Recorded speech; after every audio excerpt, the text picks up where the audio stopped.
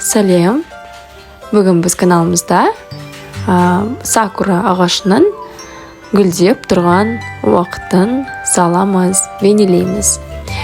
Ең алдымен талдың бұтағын және де сабақтарын салып аламыз. Жіңішке кисточка алған жөн деп ойлаймын, себебі қалың кисточкамен салу ыңғайсыз болды.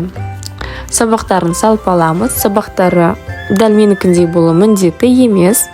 Сабақтарды көп салсаңыз да болады, аз қылып салсаңыз да болады. Барлығы бәрібір талдың гүлдерінің астында қалады. Яғни қатты маңызды емес. Ол сіз үшін керек, яғни. Екі үлкен бұтасынан сабақтар саламыз.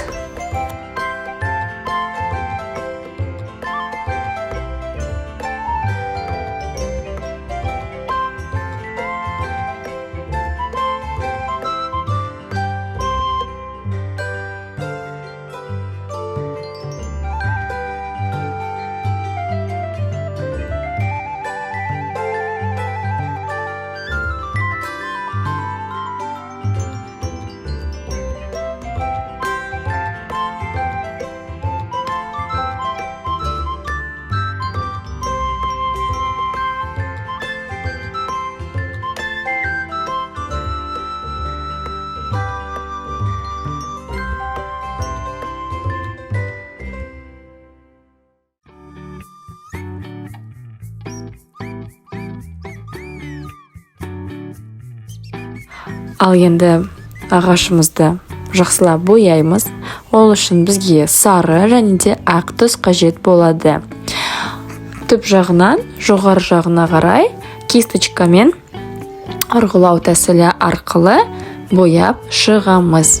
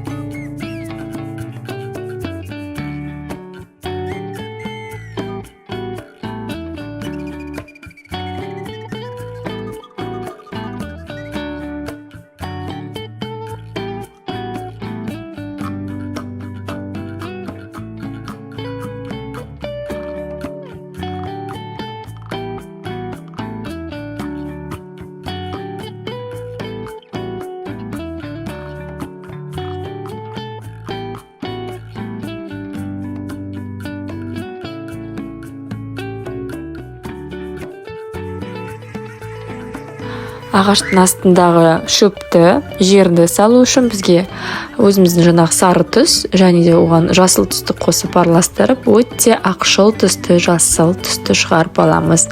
Және де тікіреген кисточканың көмегімен төменнен жоғары, жоғарыдан төмен қозғалыс арқылы бояп шығамыз.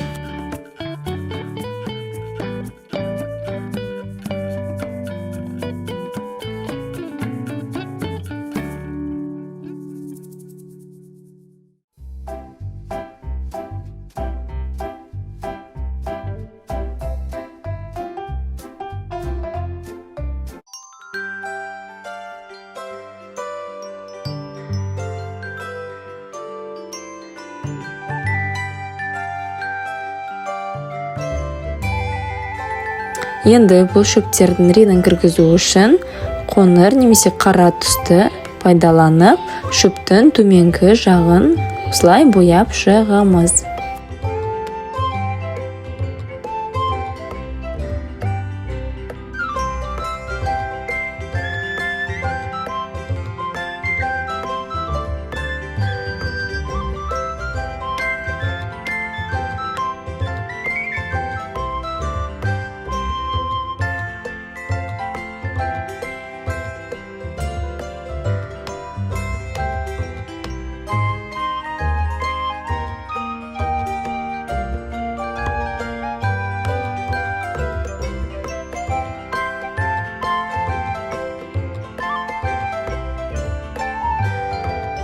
Ендігі кезекте бізде қызғылт түс, яғни ақшыл қызғылт түс жасау үшін біз қызыл түске ақ түсті қосып жақсылап араластырамыз. Кейіннен талымыздың гүлін салуға кірісеміз. Ол де осындай тәсіл арқылы салынады, яғни жалпы боямайсыздар, тек қана кисточканың ұшын тигізу арқылы гүлдерді бейнелейміз.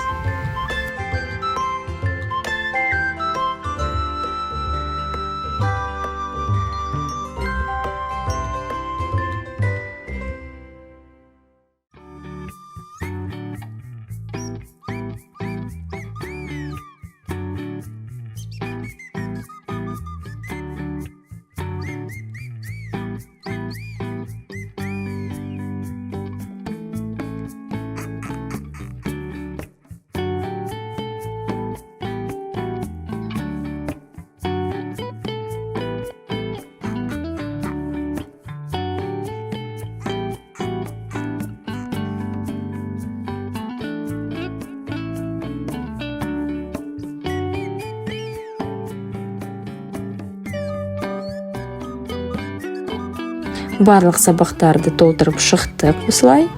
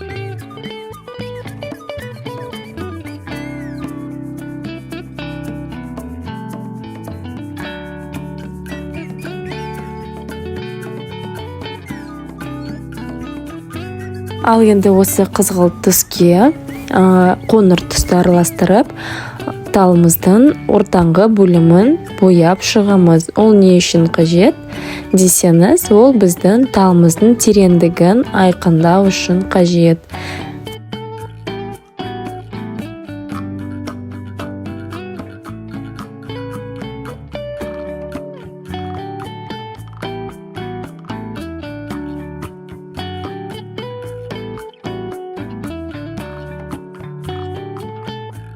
Бұл түспен талымыздың терең ортаңғы бөлімдерін қалың, яғни күн түспейтін, көлеңке түсіп тұратын жерін бояп шығамыз.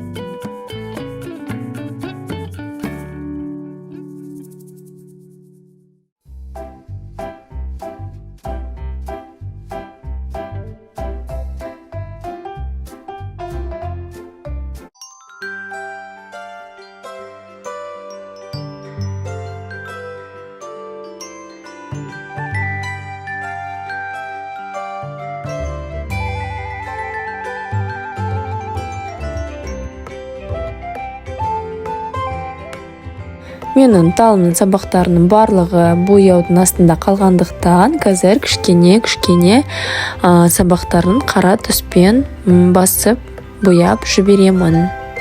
Қатты емес, шамалап.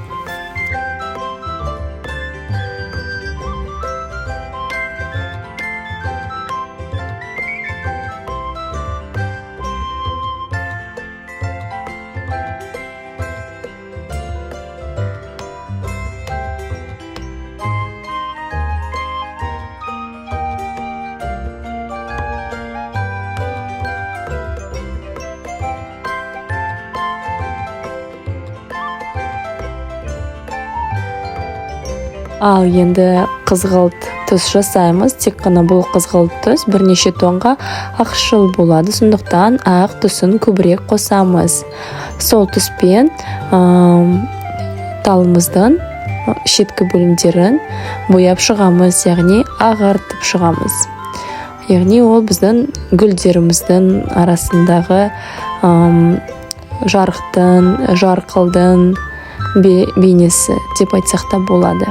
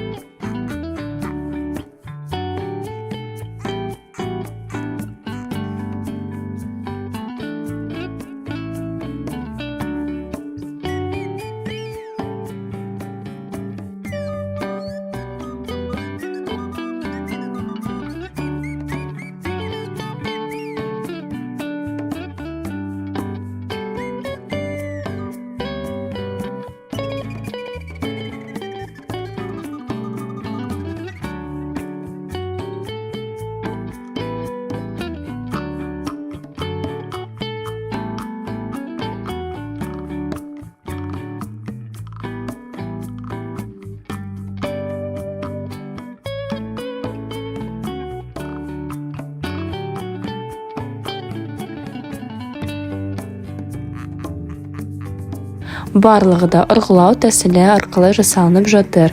Боямызға су қоспаймыз. Бұл тәсіл арқылы сіздерде сурет шықсын деп ойласаңыз, онда боямызға су қоспауға тырысыңыз. Сол кезде бояуыңыз қою болған кезде осылай осы тәсілмен суретті бейнелеу өте оңай болады. Енді арасынан сабағын жүргізіп шығып жатырмын. Кейбір жерлерден ағашқа былай қараған кезде кейбір жерлерден сабақтар көрініп тұрады, кейбір жерде көрінбейді. Сол секілді арасынан ғана бейнелеймін.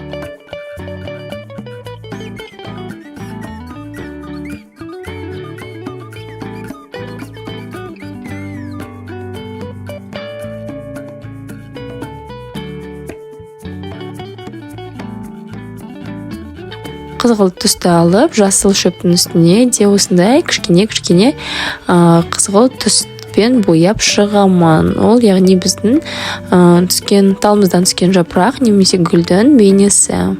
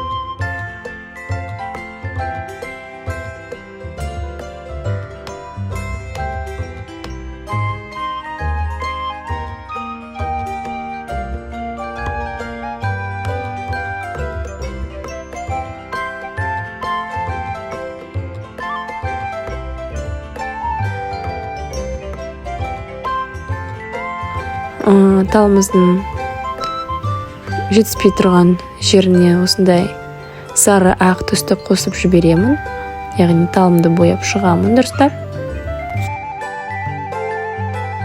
Ал енді суретіміздің соңғы элементтері қызғылт түс пен ақ түсті кисточканы шашырату тәсілі арқылы әсемдеп шығамыз.